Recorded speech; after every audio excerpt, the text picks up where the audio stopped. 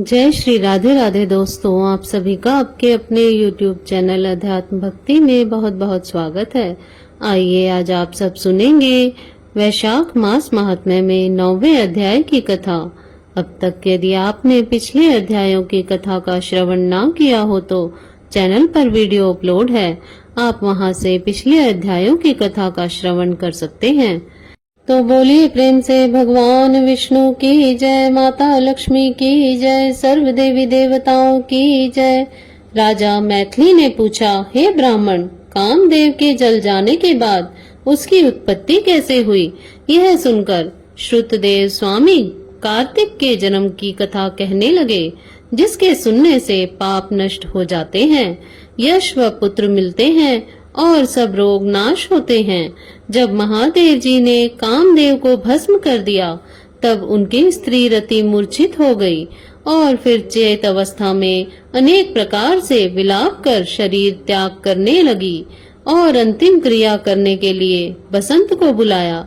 बसंत ने आकर रति को समझाया कि आत्मघात करना धर्म का हेतु नहीं है, लेकिन रति के ना मानने पर बसंत ने नदी के तट पर चिता बनाई और रति गंगा में स्नान कर संपूर्ण क्रिया कर्म से निश्चिंत हो सब इंद्रियों को रोक और मन को आत्मा में लीन कर चिता पर चढ़ने को उद्यत हुई।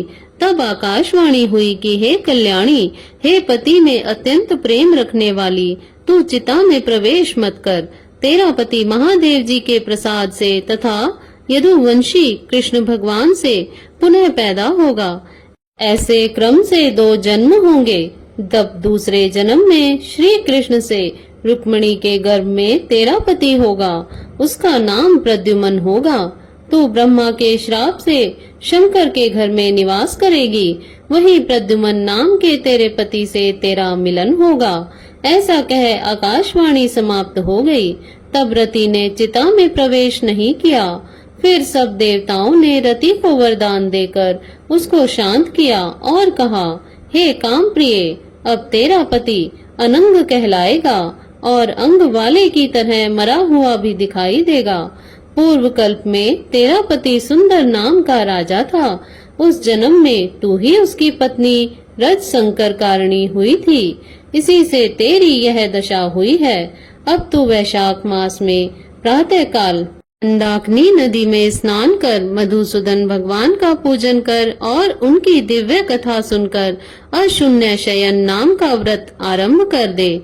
ऐसा करने से तेरा पति तुझे अवश्य ही मिल जाएगा, इसमें संदेह नहीं। रति को ऐसा वर दे सब देवता अपने अपने स्थान को चले गए और रति भी क्लेश से निर्वृत्त हो गई। मेष की संक्रांति में गंगा स्नान कर मधुसूदन भगवान का पूजन कर और उनकी दिव्य कथा सुनकर अशून्य शयन नाम का व्रत आरंभ कर दिया। ऐसा करने से तेरा पति तुझे अवश्य ही मिल जाएगा, इसमें संदेह नहीं है। रति को ऐसा वर दे सब देवता अपने अपने स्थान को चले गए और रति भी क्लेश से निर्वृत्त हो गई। मेष की संक्रांति में गंगा स्नान कर अशून्य शयन व्रत धारण करते ही उसे तत्काल कामदेव दिखाई दिए। पूर्व कल्प में भी यह बड़ा धर्मपरायण राजा था, मगर उसने वैशाख मास में कर्तव्य धर्म नहीं किए थे, इसलिए कामदेव परमात्मा का पुत्र होने पर भी अंगहीन हुआ। जब महादेव जी अंतर्ध्यान हो गए, तब पार्वती जी निराश खड़ी हो सोचने लगी कि क्या करूं। तब पिता हिमवान उन्हें अपने घर ले गए। पार्वती जी शंकर जी के रूप और गुणों को देख मुग्ध हो मन में शंकर जी को अपना पति होने का ठान गंगा के तट पर तप करने लगी। वे माता पिता आदि सबके समझाने पर भी भूखी प्यासी जटाएं बढ़ा सहस्त्र वर्ष तक महालिंग का पूजन करती रही।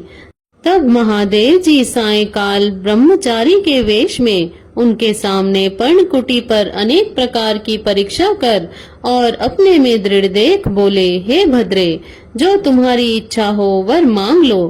तब पार्वती जी ने वर मांगा कि हे रुद्र, तुम मेरे पति हो, तथास्तु ऐसा ही हो। यह वर देकर सप्त ऋषियों को बुला हिमाचल के पास भेजा। ये सप्त ऋषि हिमाचल के पास पहुँचे और हिमाचल के पूछने पर बोले, हे राजन, तेरी कन्या पार्वती ने, जो पहले दक्ष की पुत्री थी, अपने पिता के यज्ञ में शरीर त्याग कर तेरे घर में जन्म लिया। इसका विवाह महादेव जी से कर दो।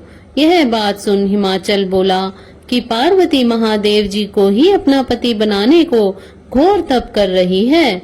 मैं भी अत्यंत हर्ष से अपनी कन्या महादेव जी को दे चुका हूँ।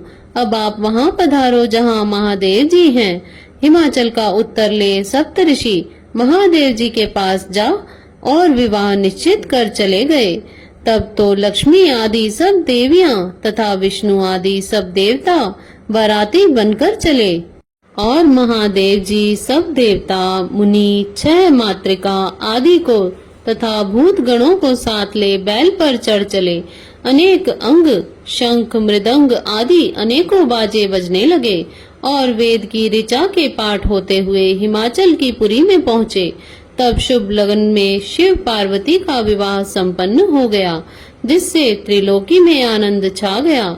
इस महोत्सव के पूर्ण होने पर शंकर जी पार्वती जी के संग स्वच्छंदता से हिमाचल के शिखर पर सहस्त्र दिव्य वर्ष तक रमण करते रहे। महादेव जी के द्वारा पार्वती जी के साथ नित्य प्रति रमण करने पर भी गर्भ की स्थिति न हुई तो देवताओं को घोर चिंता उत्पन्न हुई कि हमारे कार्य की सिद्धि कठिन है। तब खूब विचार कर अग्नि को बुला उसका अत्यंत सम्मान कर जहाँ महादेव जी रमण कर रहे थे भेजा और कहा कि जब महादेव जी रमण कर चुके तब तू प्रकट हो उनके सम्मुख चले जाना और वह पुनः रमण ना करें, क्योंकि तुझे देखकर पार्वती जी लज्जा के मारे वहाँ से हट जाएंगी। तब तू शिष्य होकर कामारी शिवजी से प्रश्न कर बहुत सा समय लगा देना। बहुत काल व्यतीत होने पर पार्वती जी के गर्भ से स्वामी कार्तिक का जन्म होगा। अग्नि देवताओं से विदा हो महादेव जी के पास गया, जिससे वस्त्रहीन पार्वती जी को बड़ी लज्जा उत्पन्न हुई और रमण छोड़ अलग हट गई। तब महादेव जी को बड़ा क्रोध हुआ और अग्नि से बोले, हे दुर्मते, इस स्खलित वीर्य को जो दुस्सह है तू ग्रहण कर, तेरे मुख में त्याग दूंगा। ऐसा कह अग्नि के मुख में वीर्य को छोड़ दिया। उस प्रचंड वीर्य के उदर में प्रवेश होने से अग्नि ने दुखित हो स्वर्ग लोक में देवताओं के पास जा सब वृतांत कहा, जिससे देवताओं को वीर्य की स्थित हो जाने से हर्ष हुआ, परंतु प्रसव कैसे होगा इसका अत्यंत दुख हुआ। अग्नि के उदर में महादेव जी का तजोमय वीर्य बढ़ने लगा। 10 महीने हो गए और प्रसव का कोई उपाय न हुआ। तब अत्यंत दुखी हो देवताओं को संग में ले महायशस्विनी गंगा के पास जा सब स्तुति करने लगे। हे माता, तू देवताओं के निमित्त शंकर के इस तेज को धारण कर। जो अग्नि के प्रसव बढ़ रहा है वह स्त्री न होने से प्रसव नहीं होता है, हमारी रक्षा कर। ऐसी प्रार्थना करने पर गंगा ने कहा, तथास्तु। तब देवताओं के कहने से अग्नि ने गर्भ मोचन मंत्र से गर्भ का आकर्षण कर शंकर जी के तेज को गंगा जी में छोड़ दिया। यह तेज बड़ा दीप्तिमान और लोकों में असहनीय था।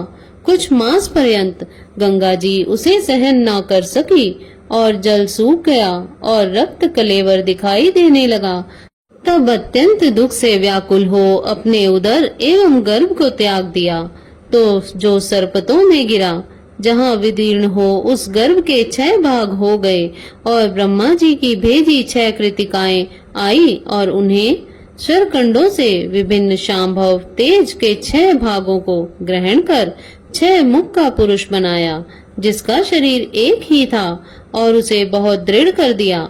यह पुरुषाकार 6 मुखी शरीर बहुत समय तक शरकंडों में वैसे ही पड़ा रहा, उसका कोई रक्षक नहीं था। एक दिन बैल पर चढ़े हुए महादेव पार्वती उसी स्थान से होकर श्री शैल को जा रहे थे कि सहसा पार्वती के स्तनों से दूध की धार बहने लगी। तब विस्मित हो पार्वती जी ने महादेव जी से अकस्मात स्तनों से दूध बहने का कारण पूछा। महादेव जी बोले, तेरा पुत्र यहीं नीचे पड़ा है और अपने रमण की बात तथा अग्नि का वहां आना जिससे पार्वती को उसे देखने से लज्जा के मारे हट जाना और वीर्य स्खलित होने से क्रोध में आकर अग्नि के मुख में छोड़ देना, गंगा के जलने से गंगा का शरकंडों में छोड़ देना और वहां पर उनके 6 भाग हो जाना तथा मातृकाओं के दृढ़ कर देने का वृतांत सुनाया। फिर कहा, उसकी आकृति पुरुष की सी हो गई है, उसी को देख तेरे स्तनों में दूध टपकने लगा है, इसका पराक्रम विष्णु के समान होगा, तो इसका पालन पोषण कर, यही तेरा औरस पुत्र है, इसे उठाकर ले चल। महादेव जी की बात सुन पार्वती जी बालक को उठा गोदी में बिठाकर दुग्धपान कराने लगी और पुत्र स्नेह में तत्पर हो महादेव जी से एक साथ कैलाश को गई और पुत्र का पालन कर अत्यंत संतुष्ट हुई। हे राजन, यह कुमार के जन्म की कथा मैंने तेरे सामने कही, इसे नित्य प्रति सुनने से उनके पुत्र पौत्र आदि की वृद्धि होती है। इसलिए वैशाख मास में धर्म करने से स्त्रियों का विधवा योग मिट जाता है तथा अत्यंत पुण्य होता है। इसी के प्रभाव से अनंग कामदेव भी सांग हो गया। जो लोग इस मास में बिना स्नान दान किए बिता देते हैं, उन्हें बहुत से धर्म करने पर भी अनेकों दुख भोगने पड़ते हैं। इसलिए यही एक मास संपूर्ण धर्मों को करने के लिए हितकारी है। इस प्रकार से स्कंद पुराणीय वैशाख महात्म्य में नारद एवं अम्बरीश के संवाद में कुमार जन्म कथन नामक 9वां अध्याय पूर्ण हुआ। तो बोलिए प्रेम से भगवान विष्णु की जय, माता लक्ष्मी की जय, सर्व देवी देवताओं की जय। इसी प्रकार से ज्ञानवर्धक जानकारियां प्राप्त करते रहने के लिए, व्रत पूजा आदि के बारे में जानने के लिए तथा कथा को श्रवण करने के लिए यदि आप चैनल पर पहली बार आए हैं तो चैनल को सब्सक्राइब कर लें ताकि आने वाली वीडियो की नोटिफिकेशन आपको समय से मिलती रहे। वीडियो को लाइक करें, शेयर करें। सुखी रहे, स्वस्थ रहे। जय श्री राधे राधे। धन्यवाद।